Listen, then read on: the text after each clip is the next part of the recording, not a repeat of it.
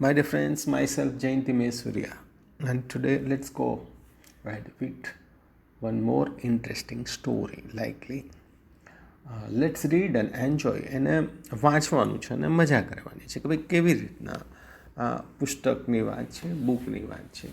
Going to buy a book એટલે પુસ્તક ખરીદવા જવું હોય તો જવાની વાત છે એમાં કે આપણે આજકાલ જો રિયાલિટી કંઈક જુદી છે પણ આપણે જે સમજવાનું છે કે જે કંઈક આપણે આ બુકમાં આપ્યું છે તે જુઓ. One day grandfather gave my brother and me some money. એક દિવસ મારા દાદાએ મને અને મારા ભાઈને પૈસા આપ્યા એમ કે ગો એન્ડ બાય બુક્સ, જાઓ પુસ્તક ખરીદો, પુસ્તકો ખરીદી લાવો, જાઓ પુસ્તક ખરીદો. He said we were bought very happy, we bought love to read. અમે બહુ ખુશ થઈ ગયા.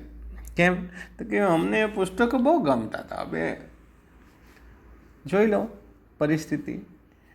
Should we go now? હમણાં આપણે જવું જોઈએ? પહેલો પ્રશ્ન છે. બીજો પ્રશ્ન આવે છે શુડ વી ગો લેટર?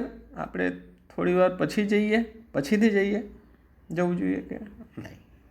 ત્રીજો પ્રશ્ન શુડ વી ગો ટુડે? આજે જ જઈએ કે આજે જવું જોઈએ આપણે? બોલો. ચોથો પ્રશ્ન શુડ વી ગો ટુમોરો? પછી આપણે કાલે જવું જોઈએ? હવે જો પ્રશ્ન જ છે, બધા પ્રશ્નો જ. We decided to go right now, પણ અમે નક્કી કર્યું આજે જ જાઓ, આજે નહીં હમણાં જ જાઓ. સો here in first couple of stanza કેટલું ઇન્ટરેસ્ટિંગ વસ્તુ આપણને જણાવે છે, કેટલી ઇન્ટરેસ્ટિંગ વાત કે કોઈ કાર્ય આપણે કરવું હોય ને તો કાલે કરીશું, પછી કરીશું, હમણાં ટાઈમ નથી, એવા આપણી પાસે તો બહાના હોય છે. પણ અહીંયા બહાના નહીં ચાલે. અહીંયા આપણે એના માટે જુઓ કાલે, હમણાં, પછી એવું બધું વાત નહીં. અત્યારે ને આજે ને હમણાં જ. કલ કરીશું આજ, આજ કરીશું અબ, હે ને? તો અહીંયા જુઓ કે આગળ વાર્તાલાપ કેવી રીતના થાય છે, એ લોકો શું નક્કી કરશે એ ચિત્રમાં પણ આપણને દર્શાવ્યું છે. અને લાઇબ્રેરી કેવી હોય છે એ ચિત્ર પણ આપણને ચિત્રમાં આપણને દર્શાવ્યું છે. Should we go to the big market? આપણે બિગ માર્કેટમાં જવું જોઈએ કે પછી નાની દુકાનમાંથી લઈએ એમ? Should we go to the small shop? કે પછી નાની દુકાનમાં જઈએ કે મોટી દુકાનમાં જઈએ? Should we go with somebody? કોઈકને સાથે લઈ જવું જોઈએ આપણે? એ પણ પ્રશ્ન જુઓ. એકલા પ્રશ્ન આવે છે તે જુઓ તમે. Should we go alone? તો પછી આપણે એકલા જવું જોઈએ. We decided to go to the small shop just the two of us. અમે બે જ જણા નક્કી કર્યું નાની દુકાને જઈશું આપણે, ચાલો, બીજું કાંઈ વાંધો નહીં. તો તમે જુઓ કે અહીંયા પણ કેટલા બધા પ્રશ્નો ઊભા થાય છે અને એ પ્રશ્નો આપણા માટે મહત્ત્વના છે કે પ્રશ્નોનો જવાબ કેવી રીતના આવે છે એ બંને જણા નક્કી કરે છે. We like the small book shop? અમને નાની બુક શોપ ગમે છે એમ.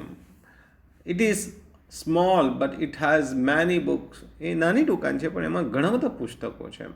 The man in the shop likes us.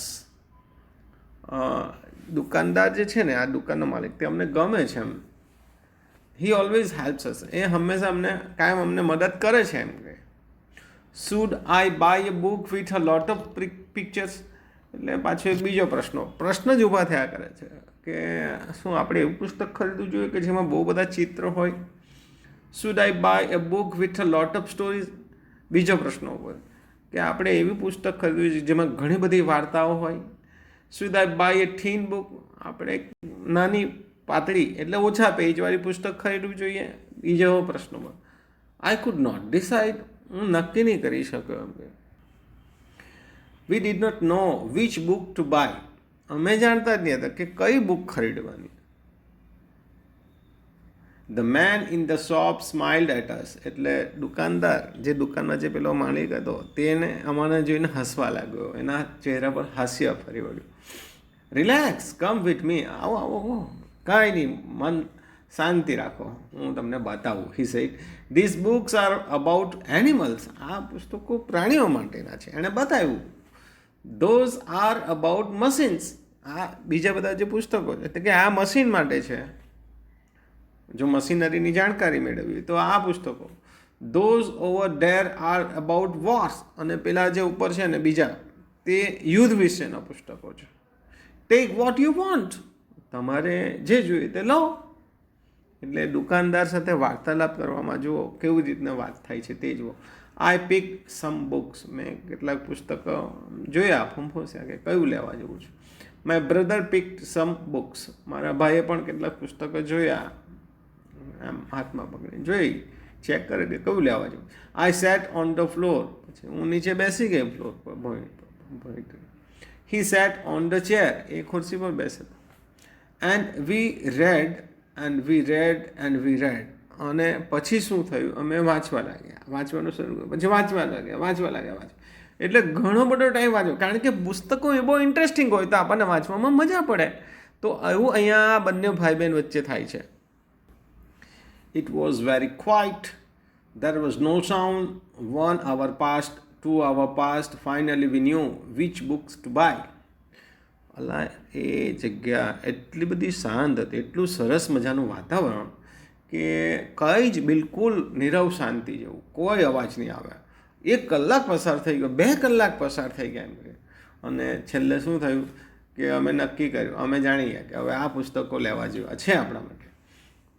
The man in the book shop smiled at us, અને જે દુકાનમાં જે પેલો માણસ હતો તે અમને જોઈને હસવા લાગ્યો. ભાઈ, I got a fat book with many stories, મેં એક એવી બુક લીધી તેમાં બહુ બધી વાર્તા હોય. My brother got a big book with many pictures, અને મારા ભાઈએ છે ને તે એક એવું પુસ્તક લીધું જેમાં બહુ બધા ચિત્રો હતા એમ કે. વી રેન હોમ ટુ અવર ગ્રાન્ડફાધર, અને અમે પાછા ઘરે આવી ગયા જલ્દી દાદા પાસે. વી ક્લાઇમ્બ ઓન હિઝ બેડ, અને દાદા જે બેડ પર બેઠેલા હતા ત્યાં એના પર બેસી ગયા બેડ પર. હી put his arms around us and then we red and red and red. અને ત્યાર પછી અમે ફરી પાછું વાંચવાનું ચાલુ કર્યું એ લોકોએ, કારણ કે એ લોકોને પુસ્તકો એટલા બધા ગમે કે he put his arms around us. એના દાદાએ બંને હાથો, જો એના ચિત્રમાં પણ બતાવ્યું છે, એના બંને દીકરાઓ પૌત્રને બેક પર મૂક્યા છે એમ. અને પછી પેલા બાળકો પાછા વાંચવાનું સ્ટાર્ટ કરી દીધું, અને વાંચ્યા જ કરે. વાંચવામાં એટલા બધા મશગુલ થઈ જાય. તો એનો અર્થ એ થયો કે એ લોકો પુસ્તક પ્રેમી છે. તો મિત્રો, જે લોકોને પુસ્તક સાથે પ્રેમ હોય કે પુસ્તક પ્રેમી હોય, તો એવી સ્થિતિ થાય કે પુસ્તકો છૂટે જ નહીં. અને આ વસ્તુ આપણા લાઈફમાં હોવું જોઈએ કે આપણને પણ વાંચવાની આદત હોવી જોઈએ. જો તમને વાંચવાની આદત હોય, if you have habit to read books or newspapers or anything, then you would like to enjoy the company of books, and books are our real friends. એવું કહેવાય છે કે બુક્સ આપણને દરેક જગ્યાએ, દરેક મુસીબતમાં કે કોઈ પણ પરિસ્થિતિમાં આપણને મદદરૂપ થાય છે, કારણ કે બુક્સ આપણને જ્ઞાન આપે છે. અને જ્ઞાન જ્યાં હોય ત્યાં આપણને દરેક સમસ્યાઓનું નિરાકરણ આવી શકે છે.